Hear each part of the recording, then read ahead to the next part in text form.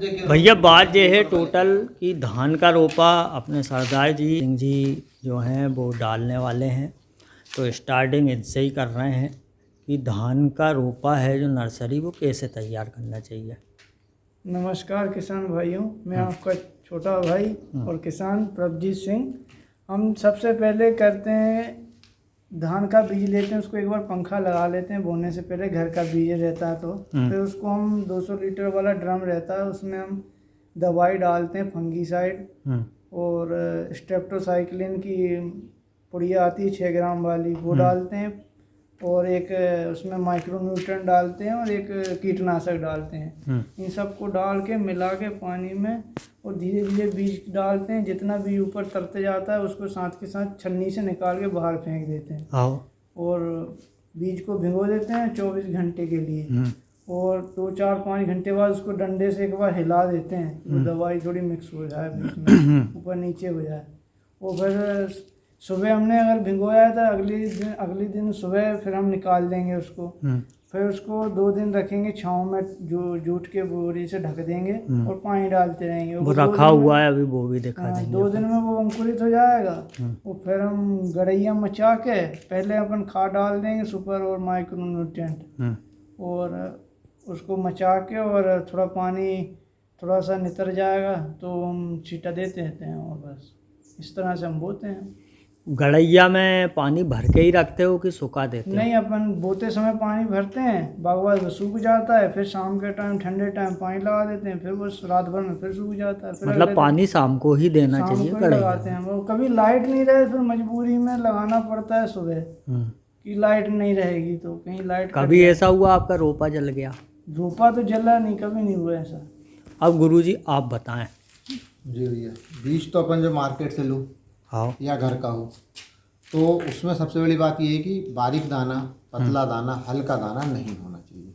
हाँ, साफ इनने बता दिया कि साफ कर लो, उसको निकाल उसके बाद क्या होगा कि 10 लीटर पानी पे 1 किलो नमक, हाँ, इसका घोल तैयार करके बीज उसमें धीरे धीरे डाला जाए। आप लेते हो ऐसा? हाँ, करते हो? धीरे धीरे डालो तो उसमें जो हल्का बीज है, फंगस जनित है या भदर वाला है या खराब बीज है, वो ऊपर आ जाता है। उस पूरे को अलग कर लेते हैं।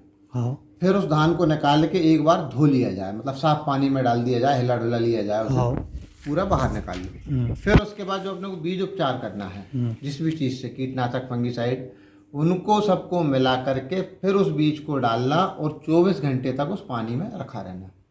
और वो पानी भी किसी छायादार या अपने बाथरूम की जो जगह होती है जहाँ लगातार पानी रहता है, जहाँ नमी रहती हो, छाया रहती हो, वहाँ रखना।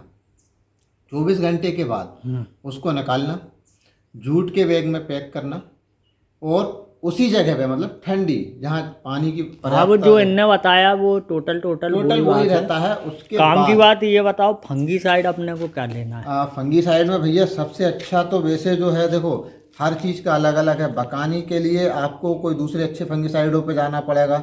वैसे फंगीसाइडों की बात भी करें तो बाविस्टिन जो आता है 50% कार्बेंडाजिम, वो बेहतर होता है। तो कॉन्टैक्ट फंगीसाइड अगर स्ट्रेप्टोसाइक्लिन तो बहुत जरूरी है, एंटीबायोटिक है, उसको भी डालना चाहिए। बहुत जरूरी आइटम है वो। कीटनाशक में क्लोरेंट्रा, निलीप्रोल ले लो, या बहुत सारे कीटनाशक आ रहे हैं। थायोफिनेट, थायोमिथाक्सम का आता है कॉम्बिनेशन में, वो ले सकते हो, है ना। तो इस प्रकार से कोई भी एक कीटनाशक आप उसमें मिला सकते हो बीज उपचार में। आजकल 3-in-1 भी आ रहे हैं।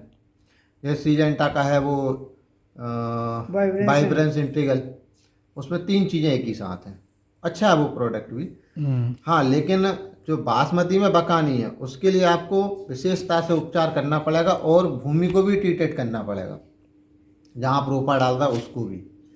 तो उसके लिए आप जैसे सुपर डालते हैं, मतलब आपके मचाई से पहले आप उसमें मिला के डाल सकते हो, या आप डीएपी डाल रहे हो मचाई के बाद या मचाई से पहले, उसमें आप मिला के डाल सकते हो। उस प्रकार से भूमि को भी ट्रीटेड करना पड़ेगा और इसी तरीके से चलेगा। अच्छा, बीच में अगर समस्या आती है तो बीच में समस्या कब आती है? जब रोपा थोड़ा सा जर्मिनेट हो जाए, थोड़ा सा बड़ा हो जाता है, उस समय या तो ऊपर से नोक सूखती है या वो कटा हुआ सा मिलता है। उसका उपाय भैया, इसमें आपको सबसे पहले तो ज़मीन से या तो कीटनाशक डाल दो। क्या डालें? कार्बोफ्यूरान डाल दो, और भी क्लोरेंट्रा का जो ग्रेनुअल फॉर्म आता है वो डाल दो। ऐसे कई प्रकार की, क्योंकि छोटे छोटे जो कीट होते हैं वो बैठते हैं और उनको काट देते हैं। खास तो मैंने यही वजह देखी और उससे रिलीफ भी मिल जाता है। या फिर आप स्प्रे करवा सकते हो। पत्ते जल रहे हैं उसके लिए?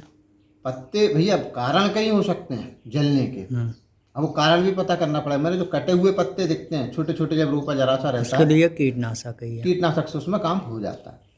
हाँ। और जब अगर रोपा ग्रोथ नहीं कर रहा हो तो उसके लिए बहुत सारे मार्केट में प्रोडक्ट आते हैं जो बूस्टर के नाम से आते हैं या कई प्रकार से, तो उनका आप स्प्रे ले सकते हो। अच्छा, और ये कई कंपनियां साथ में देती हैं बीज उपचार के बाद कि इनको 10 दिन बाद स्प्रे कर देना, तो उस प्रकार की चीज़ों का आप स्प्रे करोगे तो ग्रोथ। इसके साथ कुछ निकला नहीं निकला? इसमें 50 किलो वाले में है। इसके साथ तो परसों ही निकला है। ये भैया इस तरह से इनने अच्छा, ये तो अंदर ही कर दूँगा। फट्टे में उमरा के रखी है जी।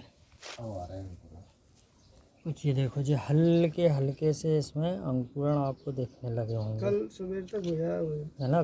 कल कब रखी इसको फट्टे से ढक के? सुबह कल रखी थी 12 बजे सुबह। कल 12। कौन सी धान है जो मूछ वाली बोई है यार? 1886। 1886 है ये। और ये फट्टे को धीरे धीरे अपने गीले करते रहो, बढ़िया हरियर काम का बन बीज जाएगा। लेके आए अपन इस बार, उसका देखते हैं क्या रिजल्ट है। हाँ, वो तो बीज अच्छे होने चाहिए, सब अच्छे ही रह गए तो ठीक है भाई साहब। बकानी तो के लेने एक और मैंने करा था अगले साल। मैंने ना जो नेटिवो नहीं आती है अपनी, 1 कुंटल में मैंने 100 ग्राम से बीज उपचार करा था नेटिवो से।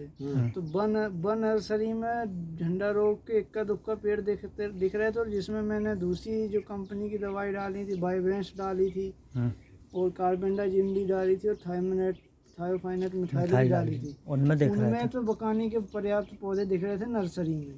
ये देखो, एक नंबर बात पता चली अपने को कि बकानी से बचना हो तो वाइब्रेंट इंट्रीगल का इस्तेमाल करें। नहीं, बायोवेल नहीं, तो नेटिवो का इस्तेमाल नेटिवो करें। को मैंने किया था ऐसे ही। किया है। बीज उपचार ऐसे ही मैंने कि करके तो देखें, इसका नाम है बहुत ब्रांडेड है। हाँ। क्योंकि मैं लगाता हूँ 1886 और P60 लगाता हूँ, उनमें भरपूर मात्रा में आता है। तो मैंने नमक के घोल से भी करा था, मैं करता हूँ हर साल नमक का। इस बार नहीं मैंने किया, 3 साल से मैंने नमक के घोल से भी किया, लेकिन वो फिर भी बकानी आ गए। हमने तो आज तक नमक के घोल से तो इसलिए करते हैं कि जो हल्की धान है वो बाहर ही या एक एक दाना हो वहाँ गया। से उतना फर्क नहीं पड़े। मैं 3 साल हम भी नहीं करें नमक के घोल से। 10 साल में मैंने मगर कर लो बाबा का है, जैसे नहीं, जैसे घर की धान है अपनी खराब पुरानी, तो बाएं करना चाहिए नहीं, नमक से। मैंने करा, मैं तो हर साल करता नहीं, और भैया वो तो ये तक बताया जाता है कि नमक जैसे के ये जब वाली तक- धान है जी, मैंने तो ऐसा जी किया था। इसको नमक के पानी में डालोगे ना तो इसमें से कम 80% तैर जाएगी, मात्र 30% बचेगी, 20%। नमक मैंने तो उनकी वीडियो देखी तो वो कहते थे तो अंडा डालो, अंडा ऊपर आ जाए, हाँ। या आलू डालो, आलू अंडा को डालो उपयोग तो- नहीं कर पा रहा तो हाँ, अंडे के आलू साइज का आलू डालो, वो ऊपर आ जाना चाहिए, इतना नमक मिलाओ तो वहाँ में ना, अब जैसे इतना ये बीज है ना, जाकर दुगना निकल आया, दोगुना निकलेगा बाहर।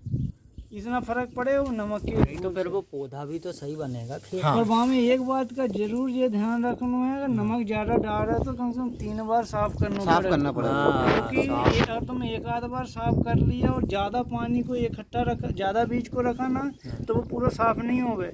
थोड़े थोड़े बीज का ये पानी में साफ करना पड़ेगा। उसका तरीका ये है कि आप उसमें से निकालो, हाँ। दूसरी टंकी में पटकते जाओ, थोड़ा थोड़ा, है ना, दूसरी टंकी से निकाले, बाल्टी तगाड़ी में पटको, या वो डले जो आते हैं ना उनमें पटक के मोटर चला दो, सब बह जाएगा।